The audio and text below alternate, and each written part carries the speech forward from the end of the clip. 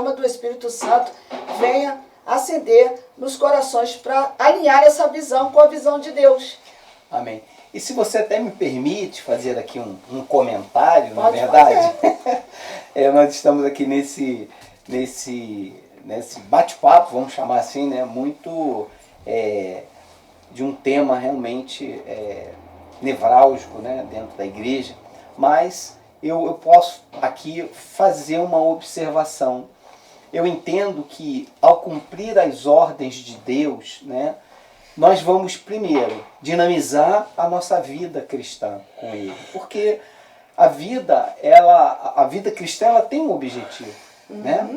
Eu sempre digo como pastor que todos nós temos um chamado, temos um ministério, não é? Não existe essa possibilidade de eu estar na igreja e não ter, sabe? Não, você tem uma missão, e nós temos procurado através desse canal unir, não é? Nos unir todos como um grande exército e participar de outros também, porque nós somos um exército. Mas o que eu observo, e eu também digo aqui de um modo geral, né, jamais ousaremos aqui apontar A, B, C, D, mas nós podemos falar no geral, é que as igrejas que não saem, as igrejas que não vão, as igrejas que não dão a devida importância à questão do evangelismo, eles começam a viver uma série de problemas. Sim. Porque se nós formos ver no início da igreja, nós vamos ver o quê? O levantar de uma perseguição, porque era necessário que houvesse aquela dispersão, porque ali o evangelho foi levado. Sim.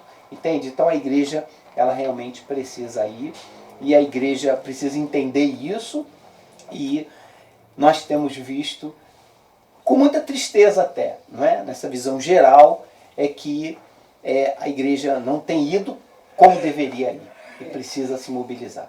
O senhor não é verdade? O senhor falou da perseguição, né? Eu estava lendo Atos, no capítulo 8. Você vê que quando veio a perseguição ali, né, você vê que Filipe, ele vai ali para Samaria e ele começa a pregar o evangelho ali. Então precisou ter a perseguição, porque Jesus falou, primeiro em Jerusalém, depois aonde? Judéia e Samaria. Né? Então, o que eles queriam? Só ficar naquele lugar. Exatamente. Porque se a palavra diz que nós somos sal, eu gosto dessa ilustração. Você pode usar o sal na sua casa, colocar ele dentro daquele saleiro, se ele ficar por muito tempo ali, porque sal não pode salgar o sal. Ele foi feito para sair do saleiro. Se ele não sair do saleiro, igreja, né? O que acontece? Começa ali a criar aquela água, daqui a pouco ele estraga e tem que jogar fora. Então, se somos o sal, nós temos que sair. Né? Se o senhor me permitir, eu tive uma visão, né, no início desse ano, que Deus me deu uma visão em sonho. Ele me mostrava, né, ali um ser no meio de um grande mar. E toda vez que eu vou falar de mar, eu lembro do que Jesus falou para Pedro. Pedro, eu vou te fazer pescador de homens, né? Então, por quê? Porque Jesus faz ali, tem essa fala, porque naquela época, o pescador, como hoje também, ele pega um peixe vivo no mar e depois o peixe morre. Mas ali, Jesus estava dizendo o seguinte, que ele ia pegar homens vivos, né? Homens mortos, desculpa, no mar. O mar é o mundo, tipifica o mundo. São pessoas que estão perdidas, né? E depois viriam para Pedro, e Pedro, então, limparia o peixe. Por isso que Pedro era o pescador, né? Eu até gravei um vídeo essa semana falando disso, que eu fui comprar um peixe ali, que eu moro nessa área da praia, e ali o pescador pegou o peixe e estava limpando para poder me vender. E Deus falou isso comigo ali, que esse é o evangelista. Você vai lá no mar, você pega o peixe, depois o peixe morre. Só que no evangelho é diferente. Você vai no mundo, prega o evangelho, e o pecador vem, depois ele morre para o mundo. E ele recebe a vida de Deus. Então, eu tive ali aquele sonho que o Senhor me deu, daquele ser no mar. E eu vi ele jogando as pessoas, fazendo as pessoas como peteca, né? Já jogou peteca, aquela brincadeira? E, de repente, eu via uma pessoa saindo do mar e aquele ser jogando aquelas pessoas em cima da cabeça dela, mas ela não se dava conta, porque ela estava de maiô, né? Estava num momento, eu creio, de lazer, que isso não é problema, né, gente? Pelo amor de Deus, a gente precisa também ter um momento com a nossa família e tudo. Mas ela não se dava conta do que estava acontecendo em cima da cabeça dela. E depois eu via mais um grupo saindo daquele mesmo lugar, mulheres assim, igrejadas, que eu costumo dizer, com roupa de ver Deus, né? Aquela roupa de ver Deus de domingo, e várias seguidoras, e elas não conseguiam ver o movimento das almas sendo jogadas como peteca. E aí elas começavam o culto ali naquela areia, e eu estava olhando. E de repente o pregador pregava sobre missões, sobre evangelismo, e todo mundo chorando, e aqueles dois se jogando aquela pessoa por cima, e elas não conseguiam ver, eles estavam dentro da igreja, aliás, ali representava a igreja, né? E todo mundo chorando, e eu dizia assim, Senhor, por que eles choram, mas eles não conseguem ver, eles não mudam. E quando aquele pregador passava por mim, eu colocava a mão no ombro dele e dizia para ele, né, que missões, deixa eu beber aqui um pouquinho de água, que missões é fazer missões em todo lugar onde você está. Todo lugar, como eu já falei aqui, tem alguém que precisa ouvir falar de Jesus. Por isso que eu te perguntei, quando você viaja, tu espera para falar de Jesus só lá, né? Porque tem os turistas que estão na terra turistando. E Deus não chamou a gente para esse reino para turistar. Em todo momento você tem que estar atento, que o Senhor vai te mostrar pessoas que você vai poder dar ali uma palavra, um folheto, a maneira como o Senhor vai usar cada um de nós. E o que eu entendi daquele sonho? É justamente o que está acontecendo hoje. As pessoas, engraçado que o Senhor me trouxe ali aquela revelação daquela pastora, que ela estava de maiô, mas ela não conseguia ver. E Deus falou para mim, ela está pastora. Ela não é pastora, porque um médico, escuta isso que Deus falou comigo, um médico, se ele estiver dentro de um shopping, e uma criança começar a passar mal, ele não está no hospital, ele está no shopping, no momento de lazer com a família dele. Mas ele logo revela a identidade dele, ele é médico. Então ele vai fazer de tudo para salvar aquela criança.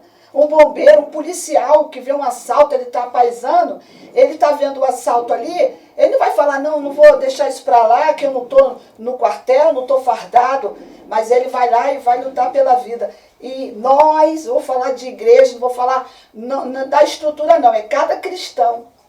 Não pode estar, né, evangelista. Ele é. Porque muitas das vezes, pastor Maurício, as pessoas jogam na conta do evangelista, ou joga na conta do pastor, joga na conta do missionário, só o ID. Só o ID para eles. Não. O ID é para todo aquele que foi alcançado pelo Senhor Jesus. Então, o que Deus me mostrou, que as pessoas, às vezes, elas estão, que o policial tem a consciência que é policial, mesmo não estando no quartel, que o médico tem a consciência que é médico e vai salvar a pessoa, independente de estar no hospital, a mesma consciência dele tem que estar em mim. Em todo momento tem alguém morrendo sem Jesus. Em todo momento tem alguém clamando por essa salvação e pela palavra da vida que está em mim, que está em você. Então ali eu entendi Deus falando comigo, que as pessoas, elas não têm consciência de quem elas são. Então, às vezes, até dentro da igreja mesmo, isso foi agora, no início do ano. E logo que veio a pandemia, eu entendi que o Senhor estava fazendo o quê? Nos despertando para as almas que estão perecendo, que às vezes a gente fica igrejado, pastor Maurício. É verdade. Ligado só com os nossos problemas. Cabe aí uma profunda reflexão sobre isso, não é? Sim. Uma profunda reflexão, porque nós somos todos, não é? Todos. Missionários. Todos. Bem, na sua opinião, quais seriam, né, na sua visão, no seu entendimento, na sua prática, quais seriam as formas mais eficazes de evangelização, mais eficaz? Porque, por exemplo, há coisas, às vezes, que fazemos e elas têm eficácia, né?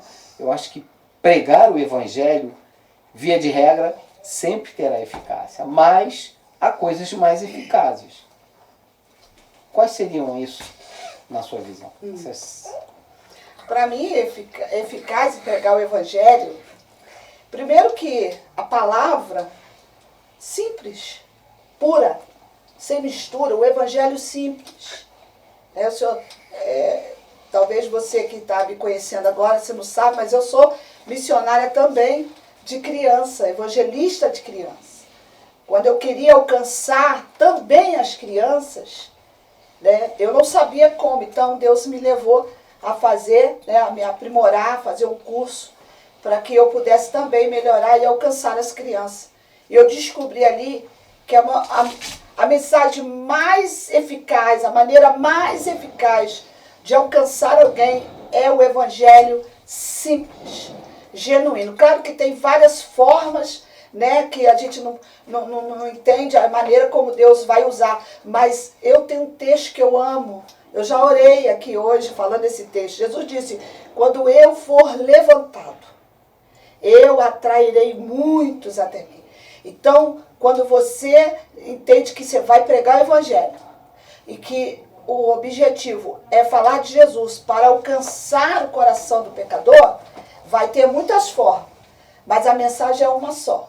E ela é eficaz. Porque tem gente que quer fazer tantas coisas, mas a mensagem, eu costumo dizer assim, não tem conteúdo. Né? Deixa eu dar um exemplo disso aqui. Eu fui chamada para levar a palavra num culto, foi até um culto infantil. E quando eu cheguei lá, tinha assim, muita diversão para as crianças. Isso é bom? Claro, criança, a gente tem que fazer várias formas para poder alcançar as crianças. Mas nunca podemos esquecer que é a palavra, seja ela uma palavra, né? Que a forma quando a gente prega para a criança é mais lúdica, é uma forma mais fácil, mas também para o adulto também, né? Porque tem gente que às vezes quer pregar, que você tem que escrever o que o camarada está falando, né? Porque você não entende, então por isso que eu falo da simplicidade. E ali, o que eu vi? Tinha cachorro-quente, era bom, tinha cachorro-quente. Tinha muito picolé. E o objetivo era o evangelismo. Então, se é o evangelismo, a gente tem que dar prioridade a quê? A palavra.